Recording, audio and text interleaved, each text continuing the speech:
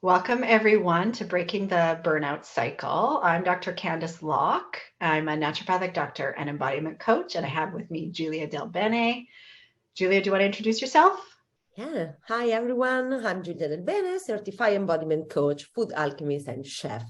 With my own experience working in high-stress environments such as restaurant and kitchen, I now support women breaking the burnout cycle, slow down while they still make their impact into the world. Which is amazing because we all need that. We all want to make Right? impact and still feel good in our bodies and our minds. So that's part of why we're doing this five-part series. So this segment, session one, is going to be broken down into three components.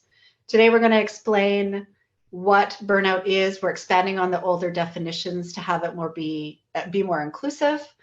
And then I'm going to talk about in the next segment what's happening inside the body with burnout. So there are some chemical changes that do occur.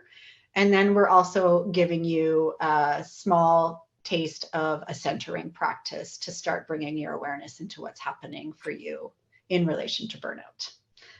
So I'm going to let Julia do the explaining of what burnout is from our perspective. She's got a beautiful definition that she's going to share. And I'll let Julia, I'll let you take it away. Yeah, thank you, Candice. So, first of everything, why is important for us to share with you a definition of burnout. The first definition of burnout was coined by an American psychologist that relate burnout mostly to people that were working in the caregiving industry, so hospital and this area. And so burnout stay related to work environments for a longer time. And till now, we don't have a unique definition about burnout. So it's now being extended in a certain way to like life burnouts. But still, people struggle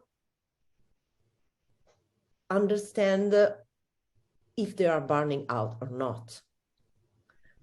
This is because it's not like there are a lot of definitions, there is science, there is psychology, and also it's not clear because what we can say is the symptoms are many and burnout manifests in different way in the body.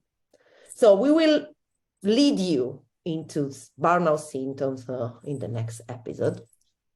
But for now, we want to give you a definition of what burnout is that come from our experience as women and also as professionists. In our experience, burnout is losing our capacity to be resourced and manage difficult situation and emotion. It can be a slow accumulation of overgiving, overcaring, niceness, overworking, overexpectation, and at a certain point, we get stuck. And we get stuck in emotion. That is where the thing happened. So emotion gets stuck. And we start to feel exhausted because we accumulate it. And eventually depleted, sometimes worthless, and we don't know anymore what to do to get rid of the stressor and the stress. Eventually, these symptoms become long-lasting. So we accumulate to a point where we are always stressed. So I'm not able to keep my commitments or sustain valuable relationship. When at this point, what can happen, and I get depressed.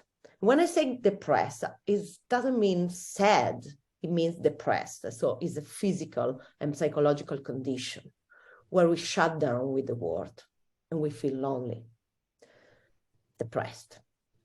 And things don't seem to get better anytime. This is burnout. So burnouts, and Candice will explain to everyone better in the next episode, is a physical event. So this is why we really think and believe and we care for our embodiment practice and coaching work, because to get rid of the stress, we need to close the cycle. And to close the cycle, we need to do it with our body, not with our mind, because emotions are cycles that happen in our body, and they are neurological events. So we need to close the cycle. The emotion begin, have like a deep core moment, and then they end. But if we don't give the chance to emotion to end, they just stuck into our body. And so when we accumulate that is where the stress manifests.